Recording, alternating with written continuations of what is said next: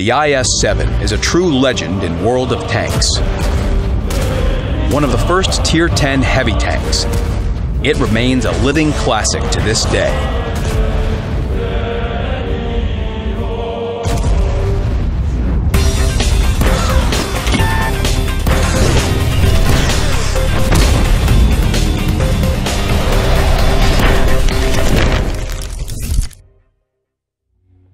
In the 9.20 update, all fans of the mighty IS-7 got a pleasant surprise. Characteristics of the vehicle were improved. What changed, and how should the IS-7 be played now? Let's find out.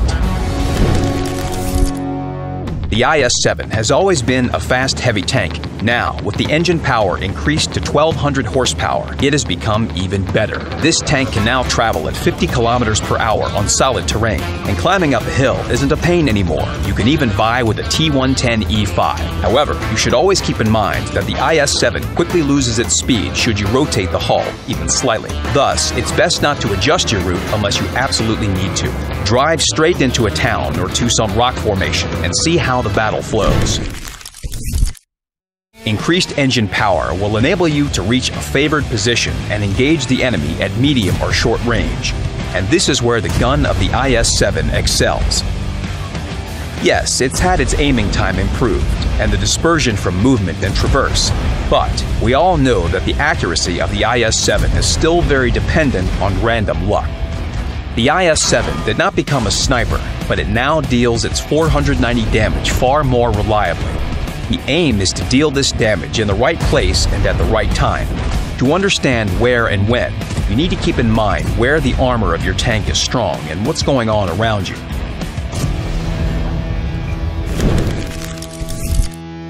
The IS-7 is a robust vehicle.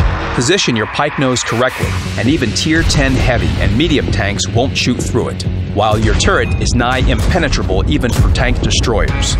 The main vulnerability in the vehicle's front is the lower glacis plate, as always. It's easily penetrated by most enemies. That's why you should cover the lower glacis plate behind obstacles or in minor terrain irregularities. But don't get carried away when choosing a position in rugged terrain. The gun of the IS-7 only depresses by -6 degrees. Not every hill and lowland enables you to fire it.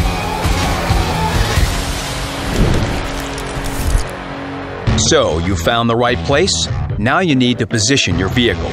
In most cases, you're best set when facing the enemy directly. This way, your pike nose can work most effectively.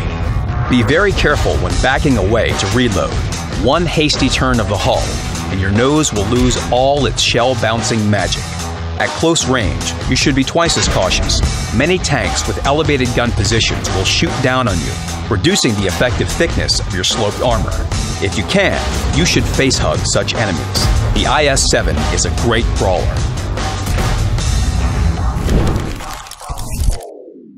Good single-shot damage and hit points increased to 2,400 will help you win in shot exchanges.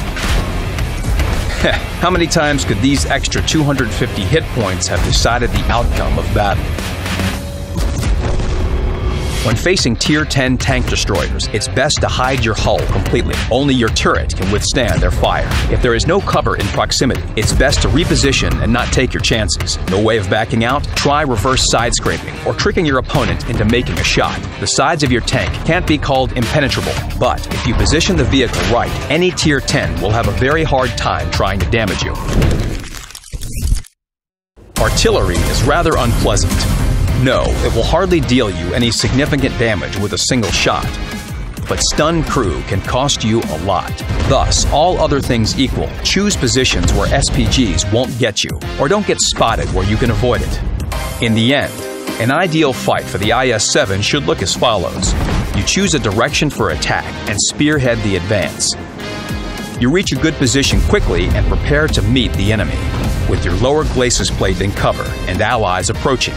You make devastating shots at medium and close ranges, then lead the assault onto enemy positions, never giving the opponent a chance to regroup. The IS-7 is an assault tank. Your tank is designed for sweeping assaults and leading support vehicles.